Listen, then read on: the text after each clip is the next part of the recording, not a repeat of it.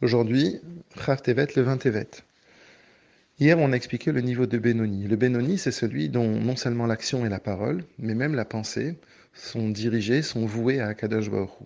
En d'autres termes, le Nefesh Elokit a pris complètement la place dans son corps. Il n'y a pas du tout de place pour le mal. Et non seulement ceci, mais en plus de ça, il ne fait que des mitzvot, que la volonté d'Hachem. Donc, dans ces cas-là, comment ça se fait qu'il n'est pas arrivé au niveau de tzaddik? Aujourd'hui, Rabbi Shimon Zalman nous dit parce que il y a encore du mal en lui. Ce mal s'exprime par un mot, par les hirurim. Hirurim, ça veut dire des pensées. Mais ce n'est pas les mêmes pensées que la marshava. Il y a deux types de pensées. Première pensée, c'est quand on s'approfondit. Bien qu'on ne l'ait pas dit encore, on ne l'a pas verbalisé, mais ça envahit notre cerveau. On est complètement immergé dans nos pensées et on peut les ressasser même et on est complètement dedans. Hirurim, c'est juste une pensée qui nous vient. On ne l'a pas ni travaillée et surtout, on la repousse directement. Donc un Benoni, c'est un niveau où il peut lui arriver d'avoir des Hirurim. Bien évidemment, des pensées. Bien évidemment, ces pensées, quand elles lui tombent, directement, il les chasse.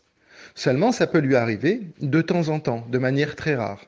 Donc, ce qui prouve qu'il n'est pas encore arrivé au niveau de tzaddik, parce que le mal existe en lui. Maintenant, là où le Benoni peut être similaire pratiquement au niveau de tzaddik, tzaddik vetovlo, c'est à des moments précis. Il y a des moments précis, comme par exemple la tfila, bien le Kriyat Shema, où le mal, même les hirurim, ne peuvent pas lui venir. Parce qu'il est tellement attaché à Kadosh Baruch Hu, il est tellement lié à lui, que pendant ces moments-là, il n'y a pas de place, même pas pour les hirurim, et quelque part, on pourrait se tromper et voir en lui un tzaddik veralo. Entre parenthèses, toute la raison, l'une des grandes raisons essentielles pour lesquelles Rabbi Shimon Zalman a écrit le Tanya, c'est parce que les chassidim lui posaient des questions et qu'il n'avait plus le temps matériel de leur répondre. Et une des questions les plus importantes que les chassidim lui ont posées, c'est justement ce point-là qu'il va développer après.